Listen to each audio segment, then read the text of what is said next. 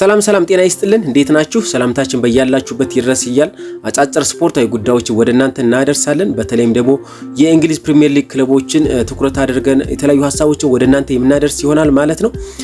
በአሁኗ ደቂቃ እንግዲህ ልናደርሳችሁ ያሰብነው ስለ አርሰናል እና ስለ ሰንደርላንድ እንግዲህ ሁለቱ ክለቦች በዛሬው ዕለት ጨዋታቸውን ያከናውናሉ። ከምሽቱ 2 ሰዓት ተኩል ላይ ጨዋታቸውን የሚያከናውኑ ይሆናል ማለት ነው። አርሰናል 25 ነጥቦችን በመሰብሰብ በአንደኝነት ላይ ይገኛል።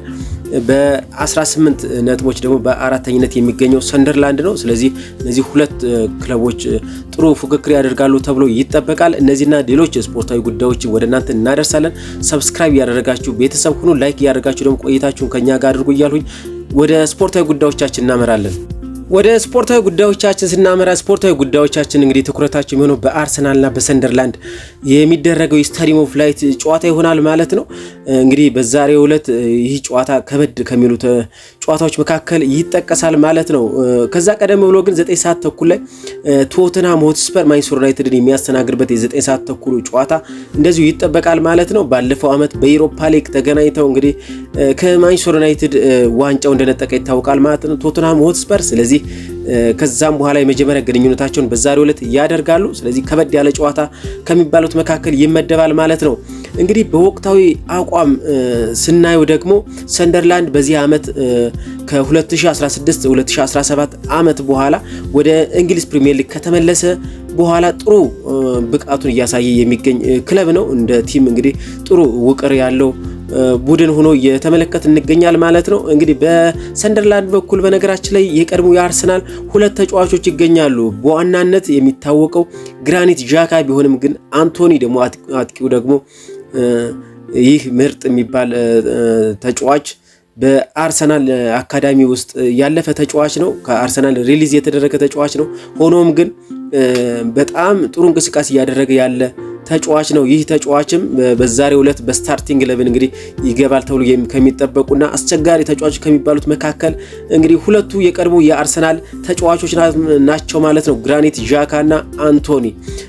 ስለዚህ በኤኤፍኤል ካፕ ነው በ2021 ዲሴምበር 21 ላይ እንደዚሁ ተጋጥመው ነበር ሁለቱ አርሰናልና ሰንደርላንድ በኤሚሬትስ ላይ ተጋጥመው እንግዲህ አርሰናል 5-1 ያሸነፈበት ጨዋታ የሚታወስ ነው።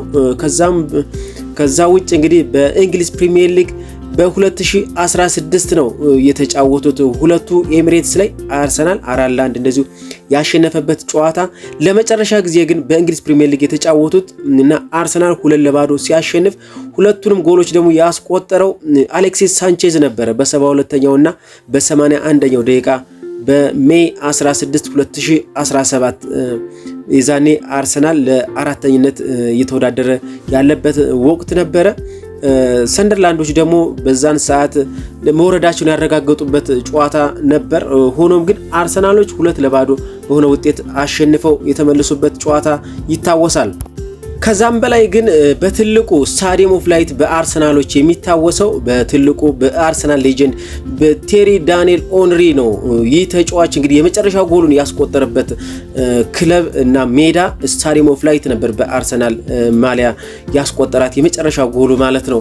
ፌብሩዋሪ 11 2012 ላይ አርሰናሎች 2-1 ሲያሸንፉ አንዷን ጎል ያስቆጠረበትና ሁሌም የሚታወስበት የቴሪ ዳንኤል ኦንሪ ጎል የመጨረሻ ጎል ማለት ነው። እዚህ ስታዲየም ላይ የተቆጠረች ጎል ነች። ስለዚህ በዛሬው ዕለት አርሰናል 25 ነጥቦችን በመሰብሰብ በአንደኝነት ይገኛል ማለት ነው። በነገራችን ላይ እንደዚሁ ሰንደርላንድ ሳይጠበቅ ማለት ነው በዚሁ ዓመት ነው ፕሮሞትድ የሆነው ወደ እንግሊዝ ፕሪሚየር ሊግ ያደገው። ሆኖም ግን እንደ ሌሎቹ በመጡበት የሚወርድ አይነት ክለብ ሳይሆን እንደውም በጣም እየተቀናቀነ ያለ አራተኛ ደረጃ ላይ የሚገኝ ነው። 18 ነጥብ በመሰብሰብ ከሊቨርፑል እኩል ነው ነጥቡ በነገራችን ላይ ይህ ክለብ። ስለዚህ ጥሩ ጨዋታና በከባድ ጨዋታ በተለይም ለአርሰናል ፈታኝ ጨዋታ ይሆናል ተብሎ ይጠበቃል ማለት ነው። በተለይም ደግሞ ስታዲየም ኦፍ ላይት ላይ መሆኑ ለአርሰናል በጣም የሚፈትንን ጨዋታ ይሆናል ተብሎ ይጠበቃል። በጨዋታውም ደግሞ የተለያዩ ተጫዋቾች እንግዲህ ወደ አሰላለፍ ይመለሳሉ ወይ የሚል ጥያቄም ቀርቦለት ነበር በትናንትናው ፕሬስ ኮንፈረንስ ላይ ለሚኬል አርቴታ። ሆኖም ግን ይህ በእውነቱ ለመናገር አልደፍረም ሲል ተናግሯል ማለት ነው። ይህንን ነገር አስረግጬ ልነግራችሁ አልችልም። ሊመለሱ የሚችሉ ተጫዋቾች ይኖራሉ። ሆኖም ግን በትክክል ለመናገር አልደፍረም ሲል ሐሳቡን ተናግሯል ማለት ነው። በነገራችን ላይ ከሁኔታዎች መረዳት እንደሚቻለው በዛሬው ጨዋታ ላይ በጉዳት ላይ ከነበሩ ተጫዋቾች የሚመለሱ ተጫዋቾች ሊኖሩ እንደሚችሉ አመላካች ነገሮች አሉ። ምንም እንኳ ማርቲኔሊ እና ቪክቶር ዮኬሬሽ በነገራችን ላይ ቀለል ያለ ጉዳት ነው። እንደ ከዚህ በፊቱ ቢሆን ኖሮ እነዚህ ተጫዋቾች ራሱ ይሰለፉ ነበር። ሆኖም ግን በዚህ ዓመት ሚኬል አርቴታና አርሰናል ብዙም ሪስክ መውሰድ የማይፈልጉ ናቸው። ምክንያቱም የተለያዩ ተጫዋቾች በተለያዩ ቦታዎች ስላሏቸው ሪስክ ወስደው ማሰለፍ ስለማይመርጡ እንጂ ብዙም ከባድ ጨዋታ ከባድ ጉዳት የደረሰባቸው ተጫዋቾች እንዳልሆኑ ብዙ መረጃዎች እየወጡ ነው ያሉት። በተለይም ሁለቱ ጋብሪኤል ማርቲኔሊ እና ቪክቶር ዮኬሬሽ ማለት ነው። በእርግጥ ሁለቱም ከብሔራዊ ቡድን ክለቦቻቸው አገሮቻቸው ተገልለዋል፣ አልተጠሩም፣ እዛ ጥሪ አልቀረበላቸውም በጉዳታቸው ምክንያት። ስለዚህ ሪከቨሪ ታይምም ያገኛሉ እና ጨዋታዎችን ለማድረግ ከኢንተርናሽናል ብሬክ በኋላ በእርግጠኝነት ይመለሳሉ ተብሎ ይጠበቃሉ። ሆኖም ግን በዚህ ዙሪያም ሚኬል አርቴታ ግን በእርግጠኝነት ይመለሳሉ ከሌ ይህ ተጫዋች ይመለሳል ብዬ በእርግጠኝነት ልነግራችሁ አልፈልግም፣ ግን የተለያዩ ተጫዋቾች እንደሚመለሱ ተስፋ አደርጋለሁ ሲልም በዚህ ዙሪያ ሐሳቡን ሰጥቷል ማለት ነው። በነገራችን ላይ ቀደም ሲል እንዳልኳችሁ አርሰናሎች በአንደኝነት የሚገኙት 25 ነጥቦች በመሰብሰብ ነው። እንደዚህ አይነት ተቀራራቢ ነጥብ በማግኘት ግን ለመጨረሻ ጊዜ አርሰናል በ2003-2004 በኢንቪዚብል ጊዜ ማለት ነው በዛ የውድድር ዓመት በ10ኛው ሳምንት ላይ አርሰናሎች 24 ነጥብ ነበር መሰብሰብ የቻሉት እና በዛን ዓመት ሻምፒዮን መሆን ይችላል። ባለፈው ዓመት ደግሞ ባለፈው የውድድር ዓመት በ2024-25 ማለት ነው ሻምፒዮኑ ሊቨርፑል በ10 ጨዋታዎች በ10ኛው ሳምንት ላይ 10 ጨዋታ ካደረጉ በኋላ ልክ እንደ ዛሬው ማለት ነው 25 ነጥብ እና 13 ንጹህ ጎል የነበረው ነበር ሊቨርፑል። አርሰናል የነበረው ደግሞ 18 ነጥብ ነበር። ስለዚህ በጣም ጥሩ የሚባል ጊዜ አልነበረውም ከጅምሩ ማለት ይቻላል። 18 ነጥብ እና 6 ንጹህ ጎል ነበረው አርሰናል። ስለዚህ በዚህ ዓመት ግን ሁለቱ ተቀይረዋል ማለት ይቻላል። ባለፈው ዓመት ሊቨርፑል 25 ነጥብ ነበረው በ10ኛው ሳምንት። በዚህ ዓመት ደግሞ አርሰናል 25 አለው። በተቃራኒው ደግሞ ሊቨርፑል ባለፈው ዓመት አርሰናል ይዞት የነበረውን 18 ነጥብ በዚህ ዓመት 18 ነጥብ ይዞ እንግዲህ በሶስተኝነት ደረጃ ላይ ይገኛል ማለት ነው። በሁለተኝነት በ19 ነጥብ እንግዲህ ማንቸስተር ሲቲ ይገኛል ማለት ነው። ሁለቱ ናቸው በነገ ሁለት ጨዋታቸውን የሚያከናውኑ ማንቸስተር ሲቲ እና ሊቨርፑል ሁለተኛና ሶስተኛ ያሉት ያከናውናሉ ማለት ነው። አንደኛና አራተኛ ያሉት ደግሞ በዛሬው ምሽት ላይ የሚደረገው የስታዲየም ኦፍ ላይት ፊልሚያ በትልቁ ይጠበቃል ማለት ነው። አርቴታ የተለያዩ ሐሳቦችን ሰጥቷል። ስለ ግራኒት ዣካም ሐሳቡን ሰጥቷል።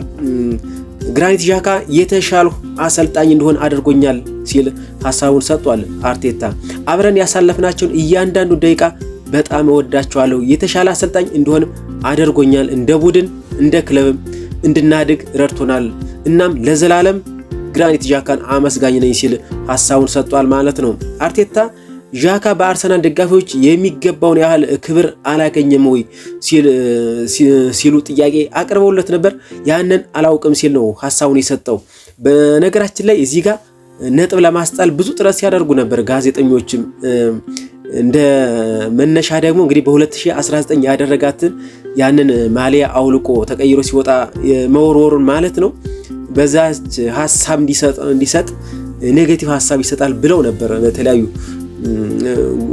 ዙሪያዎች ሲጠይቁት የነበር። ሆኖም ግን እሱ ዲፕሎማቲክ የሆነ መልስ ነበር ሲመልስላቸው የነበረው። ያንን አላውቅም፣ በውስጥ ብዙ አድናቆቶች እንዳሉት አውቃለሁ ሲል ሐሳቡን ሰጥቷል። ትልቅ ስብዕና ያለው ፈገግም የሚያስብልና በመልበሻ ክፍል ውስጥ ያለውን መንፈስ መቀየር የሚችል ጥሩ ስብዕና ያለው ከሚባለው በላይ ፕሮፌሽናል የሆነ ተጫዋች ነው ሲል አወድሶታል ግራኒት ዣካን ማለት ነው። አርቴታ እንዲሁ እንግዲህ ሁልጊዜ ስለሚተችበት ተጫዋች ስለ ሚኬል ሜሪኖም እንደዚሁ ጥያቄ ቀርቦለት ነበረ። እንደሚታወቀው አርሰናል ሚኬል ሜሪኖን ወደ አሰላለፍ ሲመልስ ማለት ነው በብዙዎች ዘንድ የሚጠበቀውና አርሰናልና እንደዚሁም ደግሞ አሰልጣኝ ሚኬል አርቴታ የሚተቹበት ተጫዋች ቢኖር ሚኬል ሜሪኖ ነው። ምስጋና የማይቸረው ተጫዋች ማለት ይቻላል። ይህ ተጫዋች ገባ ማለት ብዙዎች የሚያስቡት አርሰናል ወይም ደግሞ ሚኬል አርቴታ ለመከላከል ሲያስብ የሚያስገባው ተጫዋች ነው ተብሎ ነው በብዙዎች ዘንድ የሚነገርለት። ሆኖም ግን በመከላከሉ ረገድ የጎላ ተሳትፎ ሲያደርግ አልተመለከትነውም እስካሁን ድረስ። እንደውም በተቃራኒው በማጥቃቱ ረገድ ግን ብዙ ስራዎችን ሲሰራ፣ ብዙ ጎሎችን ሲያስቆጥር፣ አሲስቶችን ሲያደርግ፣ ጫና ሲያሳድር በማጥቃቱ ወረዳ ላይ ብዙ ጫናዎችን ሲያሳድር ነው የምንመለከተው። ስለዚህ ይህን ጉዳይም እንደዚሁ ጥያቄ አቅርበውለት ሚኬል ሜሪኖ በአጥቂ ቦታ ስለማጫወት ማለት ነው በእግር ኳስ ህይወቱ በዛ ቦታ ላይ ስላልተጫወተ ተፈጥሯዊ አይደለም ለሱ ሲል ሐሳቡን ሰጥቷል። ነገር ግን ብልህ ተጫዋች ነው፣ ስለሆነ በየትኛውም ቦታ መላመድ የሚችል ተጫዋች ነው። ስለዚህ ምንም የሚከፋው ተጫዋችና የማይመቸው ተጫዋች አይደለም። ነገሮችን በቶሎ መላመድና የራሱ ማድረግ የሚችል ተጫዋች ነው። ስለዚህ በአጥቂ ቦታ ባሰልፈውም የሚገርም አይደለም ሲል ሐሳቡን ሰጥቷል ማለት ነው ስለ ሚኬል ሜሪኖ። እንዲሁም ደግሞ ስለ ካይ ሃቨርትዝ ጥያቄ ቀርቦለታል። ይህ ተጫዋች በጉዳት እንዳለ እንግዲህ ይታወቃል። ሆኖም ግን ጥያቄው ሰፋ ያለ ጥያቄ ነው በነገራችን ላይ የቀረበለት። ጋብሪኤል ጄሱስም በነገራችን ላይ አድማጮች እዚህ ጋር ለመጠቆም ያክል በትናንትናው ዕለት ጠንከር ያለ ልምምድ ሲያደርግ ተመልክተነዋል። ስለዚህ ይህ ተጫዋችም ወደ ሙሉ ልምምድ ተመልሷል። ስለሱም ሐሳብ ሲሰጥ ነበረ። ሆኖም ግን ጋብሪኤል ጄሱስ በቅርቡ ወደ አሰላለፍ ይመለሳል ተብሎ አይጠበቅም። በዋናነት ደግሞ ፊትነሱ ቶሎ ይመለሳል ተብሎ አይጠበቅም። እንደው ቢያንስ ካሁን በኋላ እንኳን እንደው 3 እና 4 ሳምንታት እንደው በትንሹ ማለት ነው የሚያስፈልገው ይመስላል። ምክንያቱም ወደ 10 ወራት ያክል ነው ይህ ተጫዋች እንግዲህ በጉልበት ጉዳት ምክንያት ከሜዳ የራቀው። ስለዚህ ይህ ፊትነስ ለመመለስ ደግሞ ብዙ ድካምና ብዙ ልፋት እንግዲህ ከቡድኑ ጋር ማድረግ ይጠበቅበታል። ሆኖም ግን በትናንትናው ዕለት ይህን ድርጊት ሲያደርግ ተመልክተነዋል።